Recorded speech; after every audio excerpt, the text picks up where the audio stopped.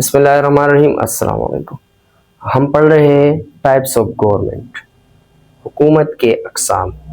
Democratic form of governments ہم پڑھ چکے ہیں، آج ہم پڑھیں گے naan democratic form of government, غیر جمہوری حکومت کے چلانے کے جو نظام ہے۔ اس کے پہلے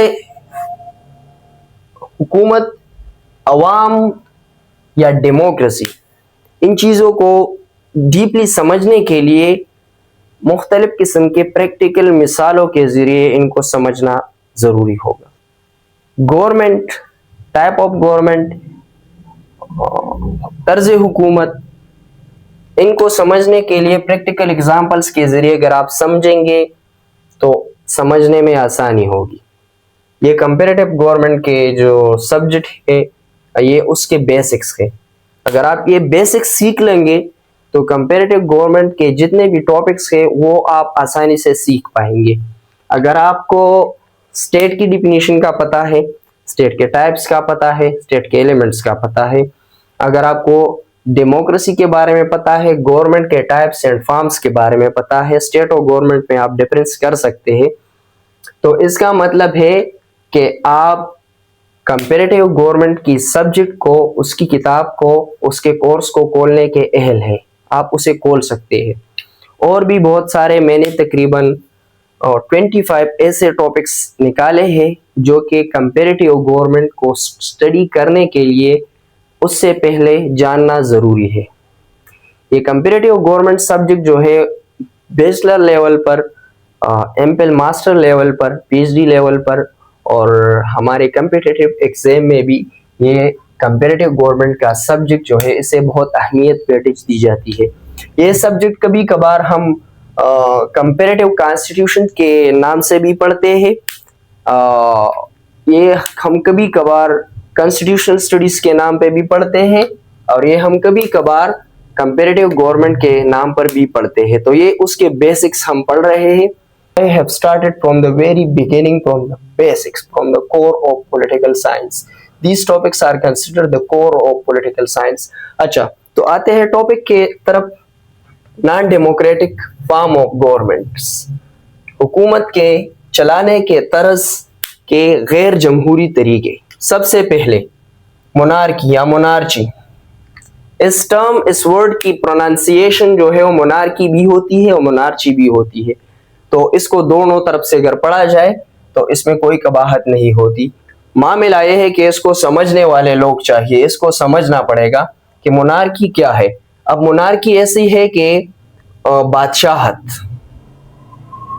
سمپل الفاظ میں سمجھانے کے لیے میں کہوں گا یہ بادشاہت ایک نظام کے ریاست کا جو سربراہ ہوتا ہے، اسٹیٹ کا جو ہیڈ ہوتا ہے، وہ عوامی جو رائے ہے اس کے ذریعے نہیں آئے گا، وہ اس کے برعکس ایک شاہی خاندان سے آئے گا یا ایک شاہی فیملی سے آئے گا، یا اس کے انسیسٹرل جو اس کے آباء و اجداد سے چلے آ رہے ایک نظام کے تحت state head of the state کو چنا جائے گا اور وہ ہیڈ آف دا اسٹیٹ کی ذمہ داریاں سنبھالے گا۔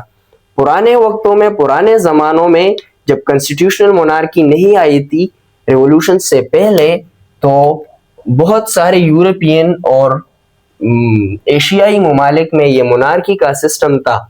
ہم اگر مغل ڈائنیسٹی کو دیکھتے ہیں، سکھ ڈائنیسٹی کو دیکھتے ہیں، اور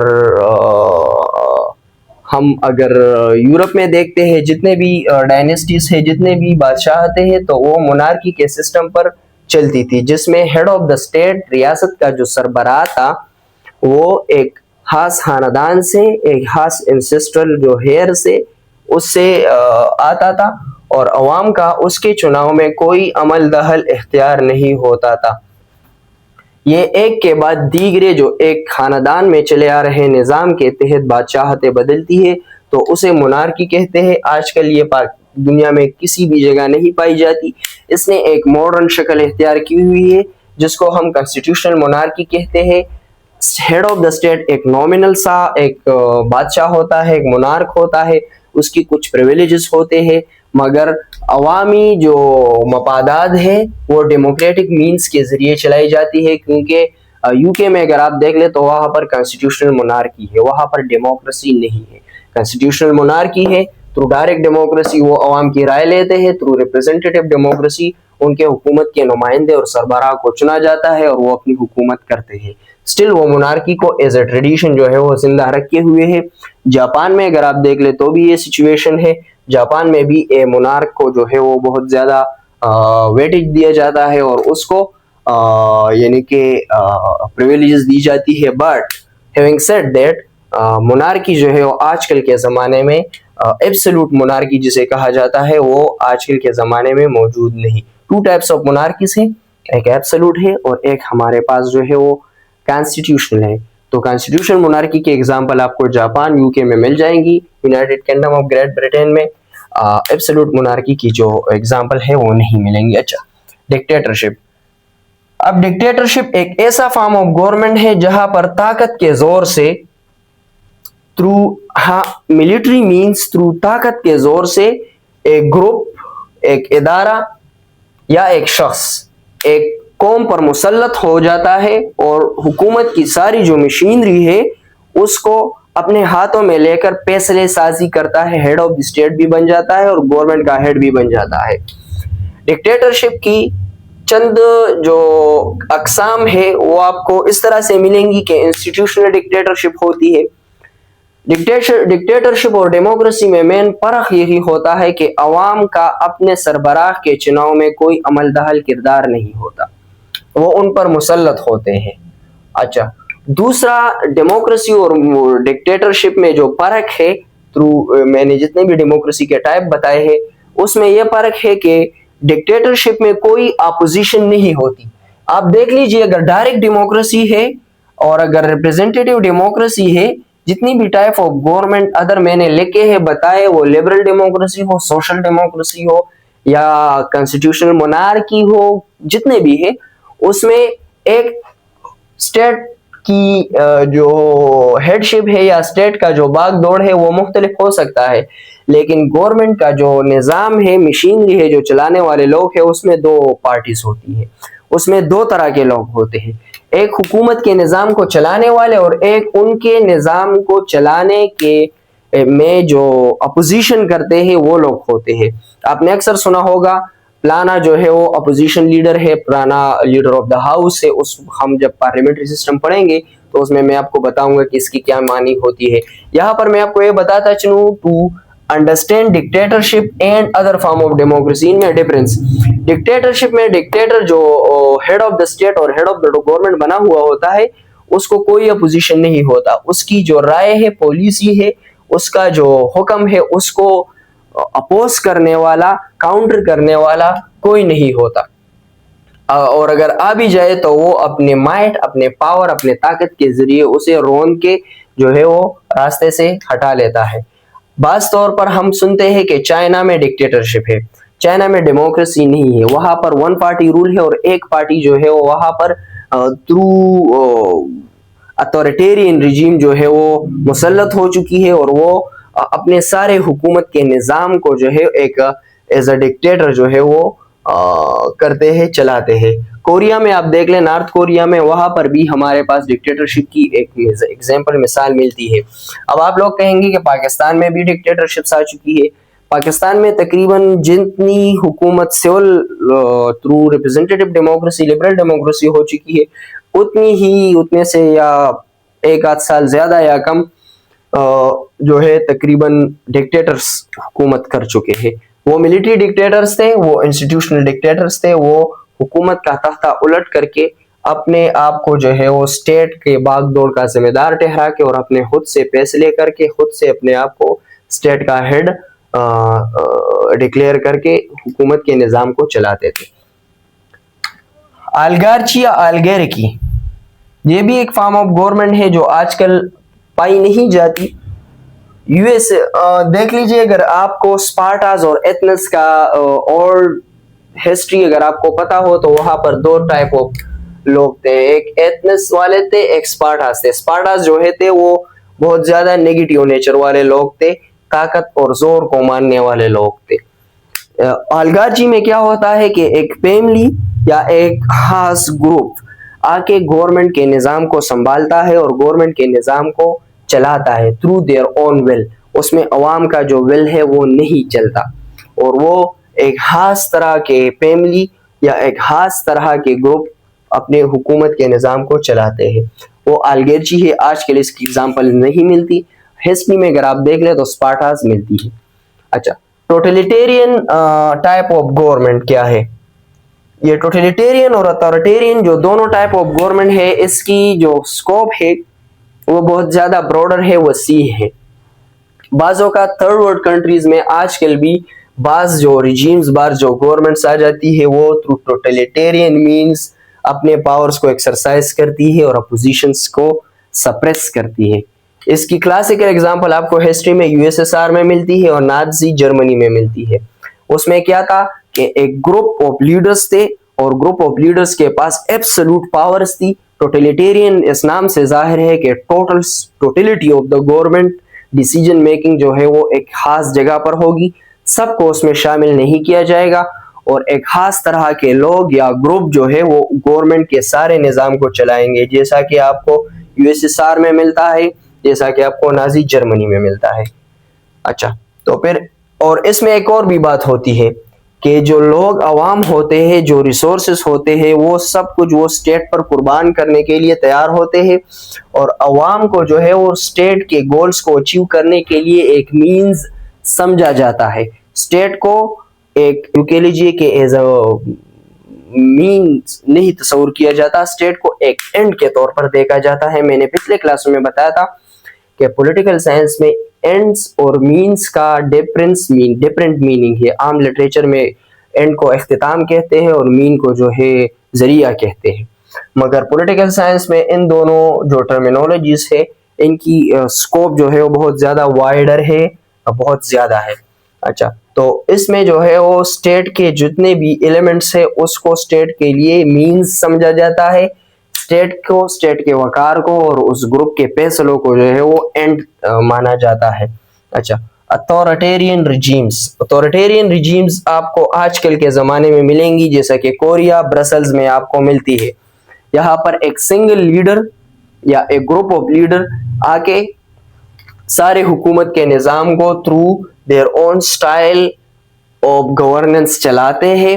یہ ایک hybrid form of totalitarian government ہے، رجیم ہے، جہاں پر عوام کو جو ہے وہ ساری سیوک سہولیات، جہاں پر عوام کو ساری زندگی کے جو ان کے معاملات ہیں ان کو چلانے کے لیے ادارے، ان کو ان کے سیوکس جو کلچر ہے ان کو ڈیولپ کرنے کے لیے، فلرش کرنے کے لیے، ان کی بنیادی ضروریات کو پورا کرنے کے لیے، ان کو کوالٹی لائف دینے کے لیے، ایون عوام کے کوالٹی آف لائف کو انہینس کرنے کے لیے بھی یہ گورنمنٹس کوششیں کرتی ہے اور اپنے عوام کو خوشحال زندگی دینے کے لیے کام کرتی ہے۔ مگر قوم کی جو آئیڈیالوجی ہے وہ یہ گروپ ڈیفائن کرتا ہے، وہ ایک سنگل لیڈر ڈیفائن کرتا ہے۔ جنگ اور امن کے فیصلے جو ہے وہ ایک گروپ ڈیفائن کرتا ہے، وہ ایک سنگل جو جگہ پر ان کے فیصلے ہوتے ہیں۔ عوام کو اپنے فورن پالیسی میکنگ، اپنے آئیڈیالوجی کے ڈیزائن سے، اپنے اسٹیٹ کی جو اوورال پروفائل ہے اس کے ڈیولپمنٹ، اس کے ڈیزائن سے دور رکھا جاتا ہے۔ عوام کو جو ہے ان فارم آف آئسولیشن رکھا جاتا ہے، گورنمنٹ کے پالیسی سے، گورنمنٹ کے نظام سے، گورنمنٹ کی جو ساری طریقے چیزیں ہوتے ہیں ان سے ان کو الگ رکھا جاتا ہے، اور وقت ضرورت پڑنے پر عوام کو ایک مینز سمجھا جاتا ہے اسٹیٹ کے گولز کو اچیو کرنے کے لیے۔ مگر آپ یہ کہہ لیجئے کہ ایک hybrid type of totalitarian regimes ہے، آج کل یہ اس کی مثالیں ملتی ہے، ہسٹری میں بھی ہے، مگر classical for the sake of understanding, جیسا کہ میں نے پہلے بتایا کہ کمپیریٹیو گورنمنٹ کی جتنی بھی ٹاپکس آپ پڑھیں گے وداؤٹ ایگزامپل اگر آپ سمجھنے کی کوشش کریں گے تو آپ مشکل سے سمجھ پائیں گے۔ اچھا، اب اس کے بعد سوشلزم اینڈ کمیونزم آ جاتا ہے۔ سوشلزم اینڈ کمیونزم میں کیا ہوتا ہے کہ ری ڈسٹریبیوشن آف ویلتھ ہوتی ہے۔ Socialist type of governance, socialist type of government میں کیا ہوتا ہے کہ اسٹیٹ جو ہے وہ سوسائٹی میں جتنے بھی ریسورسز ہے، نیچرل ریسورسز ہے، ویلتھ ہے، جو بھی ہے اس کو سوسائٹی میں ایکولی ری ڈسٹریبیوشن کرنے میں اس پہ بلیو کرتی ہے، اور یہ اپنی ساری جو پالیسیز ہیں، اپنا سارا جو طرز عمل ہے، اپنے سارے جو آئین قانون سازی ہے، اپنے سارے جتنے بھی ادارے ہیں اس کو اس طرح سے ڈیزائن کرتے ہیں کہ وہ میک شور کرتے ہیں کہ سوسائٹی میں جتنی بھی ویلتھ ہے، مینز آف پروڈکشن ہے، ان سب کو جو ہے وہ ایکولی ڈسٹریبیوٹ کر دیا جائے، ایکولی تقسیم کیا جائے، سوسائٹی میں کوئی تفرقہ نہ رہے اور سب کو ایکول اپرچونٹی میسر ہو۔ سوشلزم اور کمیونزم میں ڈفرینس کرنا یہ بہت سلائٹلی ڈفرینٹ ہے، یہ ایک جیسے ٹرمینالوجیز نظر آتے ہیں مگر یہ ایک دوسرے سے بہت زیادہ مختلف قسم کے اقسام ہے۔ سوشلسٹ فارم آف گورنمنٹ آپ کو سویڈن اور ناروے میں ملے گی، اگر آپ اس کو اسٹڈی کر لیں تو ود ایگزامپل آپ کو اس کی ایگزامپل مل جائے گی۔ سویڈن میں اور ناروے میں جو بھی گورنمنٹ کا طرز ہے، جو بھی اس کے جو پالیسی میکنگ ہے گورنمنٹ سے۔ کمیونزم میں کیا ہوتا ہے؟ کمیونزم میں کمیونٹی کو جو ہے وہ افضل سمجھا جاتا ہے، اور کمیونٹی میں ایک کلاس لیس سوسائٹی کو بنانے کے لیے، ایک کلاس لیس سوسائٹی کو جنم دینے کے لیے، اس کو تقویت دینے کے لیے، سوسائٹی میں امیر غریب کا فرق مٹانے کے لیے ساری پالیسیز میں بنائی جاتی ہے، اور سب کو جو ہے وہ ایکول اپرچونٹیز دے کے تو جو ہے وہ حکومت کے نظام کو چلایا جاتا ہے۔ ایک سینٹرلائز گورنمنٹ ہوتی ہے، اور سوسائٹی میں کلاس کو جو ہے وہ کلاس کلچر کو ختم کرنے کے لیے فیصلے کیے جاتے ہیں۔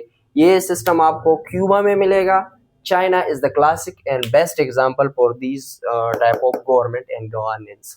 تو یہ تھا non democratic form of governance.